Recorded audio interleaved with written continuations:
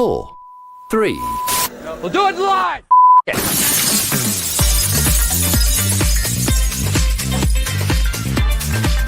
Now we're live! Erin Kennedy. The general craziness of it, the impact on your life. We have gone through so many stories and we said, you know what? This should not be kept to the two of us.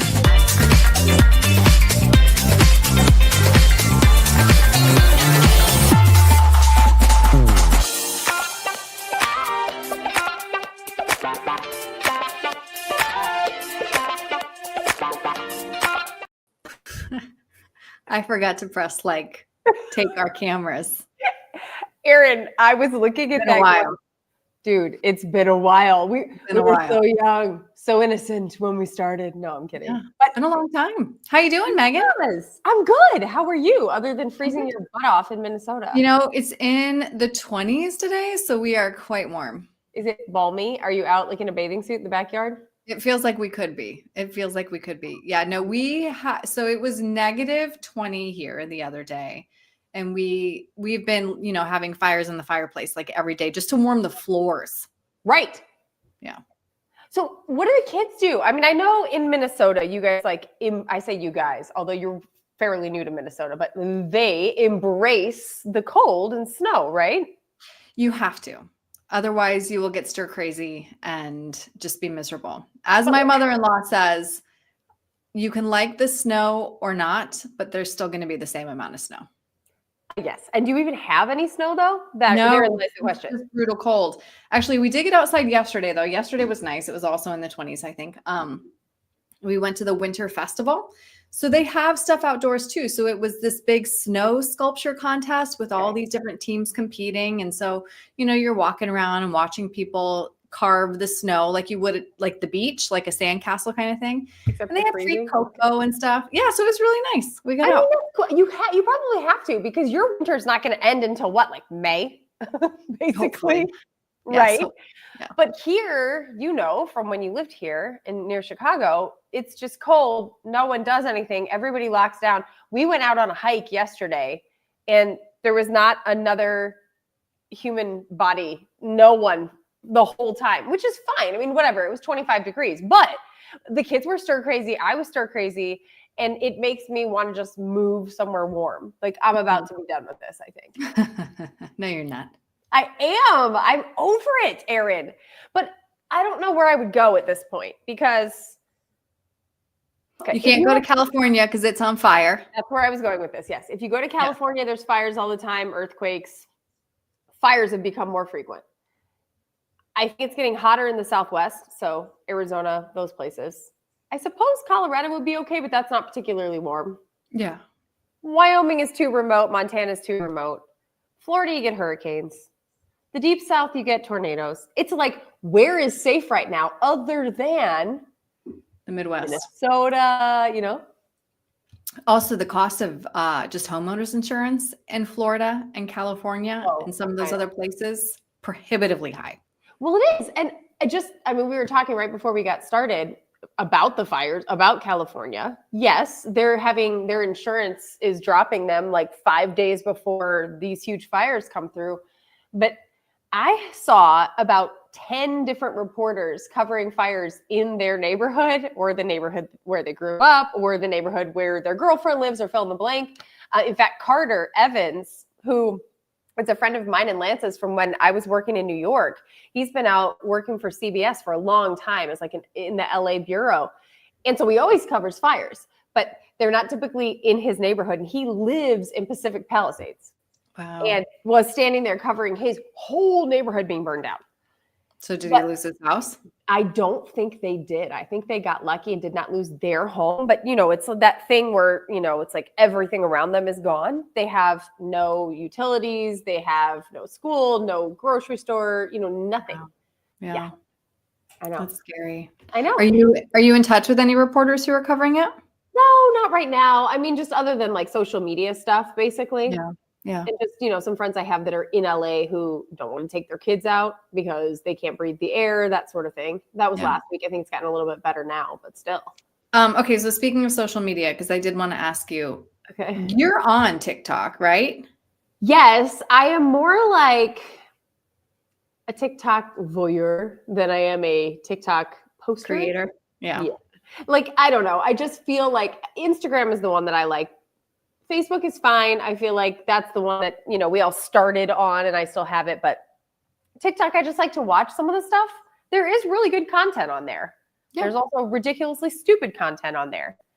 But when it went away for that, what was it, like 24 hours hour period or whatever, yeah, I did miss it a little bit. It's like, oh my God, where am I going to get my recipe? So you didn't delete the app, did you? No, because I didn't bother because I figured it would probably come back. But then after I saw an article that said, do not delete it because you won't be able to reinstall it if you take it down. So, I mean, who knows what'll happen? Because I think we have like just a little 48-day break, right? Before they have to deal with it again. Or there's some that I don't know. I do know that phones that have the app downloaded on them now are selling for a lot of money for people who deleted their app thinking it was gone forever and now can't get the app back. I'm not surprised. And meanwhile, I'm going to keep it on my phone, of course. But the girls, so I don't love them on social media, Erin, you know that. But unfortunately, it's kind of like a little bit of a necessary evil because their friends are on there and then they're on Snapchat. And if they're not on Snapchat, they don't get to be in the team group chat or whatever, fill in the blank. It's a slippery slope though. So they both have TikTok. Leo does not because I don't think he cares. But they were really upset. Like Lana was like, I built my following. I've got like 284 people. And I was like, oh, okay. I'm going to try to be patient with this conversation, this whole thing. But she did bring up a good point. Like she's had it for a while. So maybe 5 years since COVID. So that's a long time to now have something that you look at often go away entirely.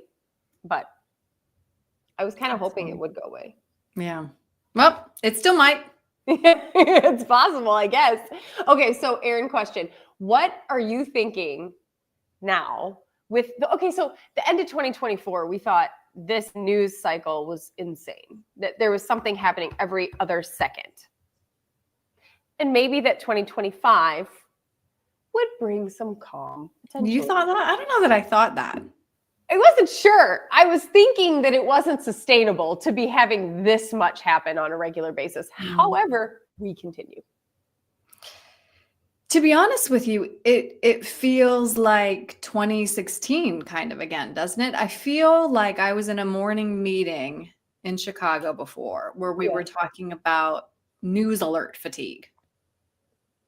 Just all the alerts you were getting on your phone, at some point it just feels like, well, what is breaking news anymore? But yeah, that's kind of what it feels like right now. But I mean, how would you even define it? Like there's gonna be, it would be every single second of every single day now, I think.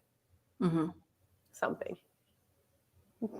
I don't know. Yeah, Megan, now is a good time to not be in news. Yes, at this point, there are moments where there's something really exciting going. And I don't necessarily mean that it's an exciting good thing. It's just something exciting, whether good or bad, where I think, would I want to be in the middle of fill in the blank? The answer is always no.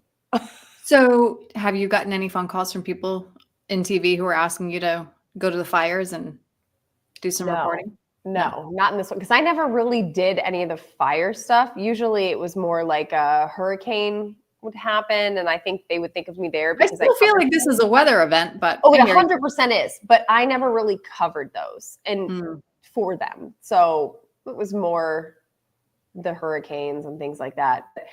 I wrote my senior paper meteorology on the Santa Ana winds. So I'm totally fascinated by what's going on out there, but I don't know what they do from here with it. I mean, living in California is a scary proposition at this point. It was kind of rare before, it would happen, but this was like damn near the whole city of Los Angeles. So let's talk about that other headline I sent you and Marissa the other day, CNN laying off 200 people to focus on digital reporters. Yeah. I don't know we've said this a million times from when we started doing this. I feel like the business that we, as little baby reporters, were in is not anything like what it is now. Because I think a big part of it was they didn't figure out how to monetize social media. So in large part, they're just not making any money from it, but they have to play in that space. So now they're trying to do all this digital stuff and figure out how to make money with it. But I don't know that that's going particularly well. Yeah. I don't think it is. And then Facebook getting rid of fact checkers and I don't know, more things. But my husband was like, I can't believe they're doing that. And to me, I was always like, I can't imagine that Facebook ever tried to vet what people are saying on a social media site. With our experience with social media, can you imagine if you had to read all the comments on your posts and delete or refute ones that weren't accurate? No. I don't even think it's possible for them to have ever been fact checking everything. So if you're only fact checking what you happen to come across or what your workload allows, that's even worse, because then if people think it's being fact checked and you can't get to all of it, then you're believing everything you see instead of using your own brain to think about what you're reading. Yeah. I don't use my own brain when I'm on social media. Are you on social media now? No. Did you delete them all? I mean, my profile is still there, but I have nothing on my phone. Okay, and why? I think they're a time suck. They don't make me feel better about myself or the world. Yes, all true. That's it. And that's enough, probably. Okay, when something is happening in the world, news, whatever, we talked about how it's happening all the time, where do you go now then? Well, I still have the New York Times app on my phone, so I'll get those alerts and then I'll just go read that article. I'm not turning on the TV, if that's one of your questions. No, I already knew the answer to that. Do you even have a TV right now? We have Roku. And what do you watch? Right now, I'm really into Severance. If you want to talk about Severance. No, I don't even know what that is. What is that? It's a show on Apple TV Plus with Adam Scott. Yeah. So Apple TV Plus, I don't think has a lot of stuff. They had Ted Lasso, way back in the day. Ted Lasso, yeah. Yeah. Well, now it's Severance. And then we had to wait forever to get season 2, but it just started. Okay, what is it about? It is about a company that kind of owns the town, that's entrenched in the town, and workers can choose to be severed from their work self. So there's a literal chip that you put in your brain that when you go to work, you switch to this kind of consciousness, which has no knowledge of your outside self, and your outside self has no knowledge of your inside self. So you sever yourself from your work completely. Okay, that sounds kind of crazy. Yeah. Well, you should watch it. It's a very good show. It sounds good. Do you want to know what I'm watching right now? What? Yes. Golden Girls? Well, always, but beside that. I don't know. Give me a hint. No, they remade Shogun. You know I would love that, Erin. Oh, yeah. I couldn't get into that. Okay, so it was I was all excited about it. I saw it and I was like, oh, I loved like the 1970s one that I watched on reruns or whatever, or I got the VHS tape or something because I loved the book, because I've always been interested by Japan and things like that. So I got all excited. I'm like, everyone, this is going to be our family show. Oh. Whoops. I was like, how many episodes did that last? I wouldn't think many. One. When they were boiling someone alive and the scene just kept going and going and going. And I was like, oh, maybe the kids are not going to watch this with us. When it was really cold here recently and we all happened to be sick as well, we watched a lot of movies. So we were dipping way back into the archives and watched Uncle Buck. Oh my God. And then it's like you realize the shows that we watched in the 80s were not appropriate. No, not even remotely. But okay. So like when I watched Golden Girls the first time around, I was a little girl and it was on and I watched it and I had no idea what they were saying. Then as an adult, when I started watching the reruns again, I was like, oh my God. A little racier than you know. Yeah. I feel like there's a sweet spot for the kids where, okay, they can still watch it, but then once they reach this little slightly higher level of consciousness, you cannot play those anymore for them for a Right. while. It's not going over their heads anymore. No. So which one was their favorite? Let's see. We really like the remakes of Jumanji with The Rock. Oh, I didn't see that. Yeah, so we watched that. Uncle Buck. Geez, I can't remember what other silly 80s ones. I mean, the obvious ones, Sandlot, that's always a good one. Honey, I Shrunk the Kids, we watch over and over again. That's a good one. My brother and I used to watch Captain Ron, which is total mindless, ridiculous, like pirate seafaring family drama show. Beethoven. But even that has a line with the dad where he says, if I don't get this job, I'm going to kill myself. And you're like, ooh. It's just, Yeah, your kids are little. Different lexicon. What else do we need to chat about, my friend? Because I don't remember what else was on our list. I don't know. It's just been so long since we did this. Why don't you tell everyone, like, what are you doing now? We're both so busy with like real life stuff, but we need to do this occasionally so we can just say hi to each other and everyone else. Well, why don't you tell us about Don? Yes. So Don reached out to me, Don Daler, whom I love. And you may remember he was on our show a while ago. And he worked at CBS News, worked at pretty much all the networks, ABC. He was the first one on after the towers were hit on 9/11. He's covered wars, all kinds of things. So he was writing a memoir, and we had him on last time. The memoir is complete. It's now out. And so I think we're going to have Don back on to talk about that. I want to hear how that's going for him. He's also been out of the news business for several years now. So I'm wondering, as someone who, I mean, I was weather, you were anchor. We obviously both covered the news in different ways, but Don was one of those reporters who was in Boots on the ground. news, Yeah. you know? Yeah, he was like in the war kind of a deal. So I wonder how he's feeling about everything that's been going on. So we'll have to catch up with him and see, you know, does he wish he was there? Is he glad he's not there? I don't know. You may hit a point where it's like, thank God I'm not. I don't know. Well, and I'm always curious to hear what reporters who lived through it the way we did, what their advice is to younger journalists and stuff. Yeah. So Maya has been recently giving us news reports.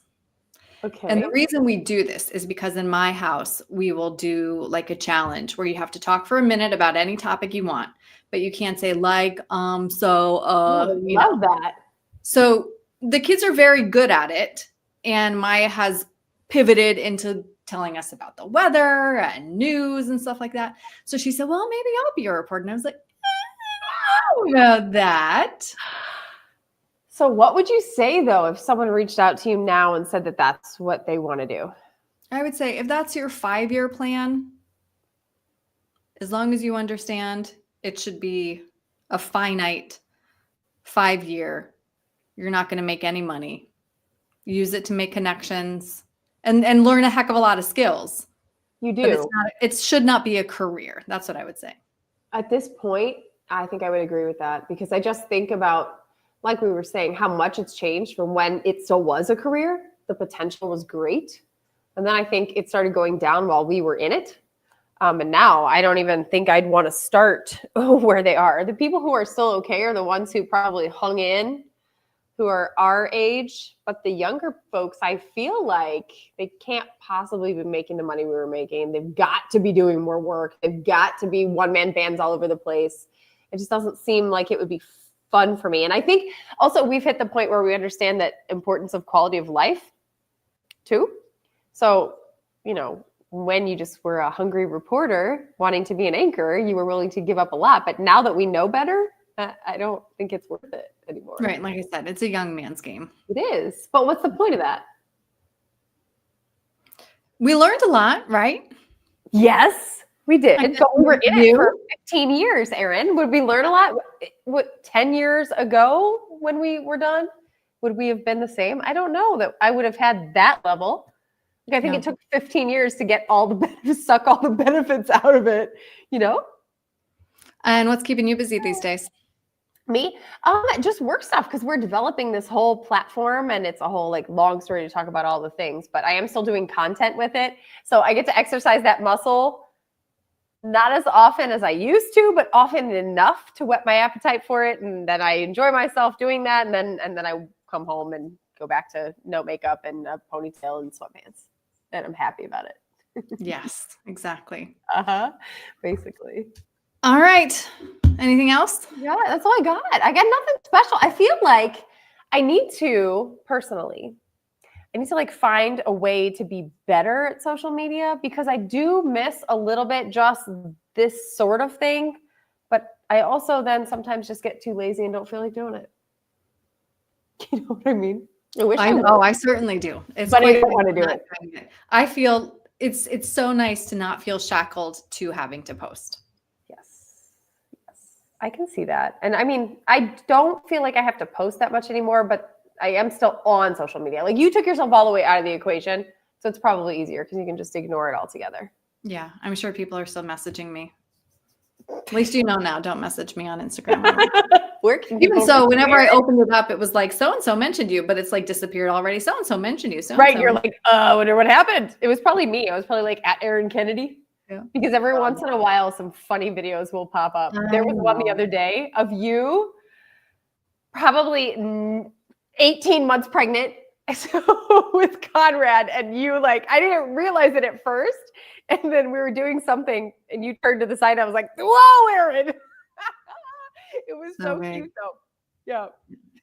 Next time I'll just screen record it and send it to you in a text. Yeah. Post it here as well. I'm sure people would enjoy seeing it. All right. So we will at least be back when we get a hold of Don. Yes. To talk about his memoir, which is certainly worth reading in its entirety. We read a sneak peek few chapters and it was engrossing and so well written. Don is a magician when it comes to writing.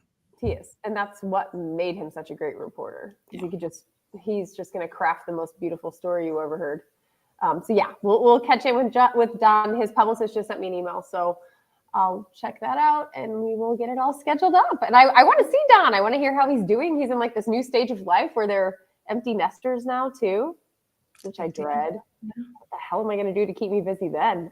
I don't know. We'll have to figure that out. And hello and thank you to everybody who's watching live and to everybody who will watch in the replay. Yeah. Let's see if I can press the right buttons now. 5, 4, 3, 2, go. No, I'm not ready. All right. Now I'm ready. Bye, everybody. Bye, Megan.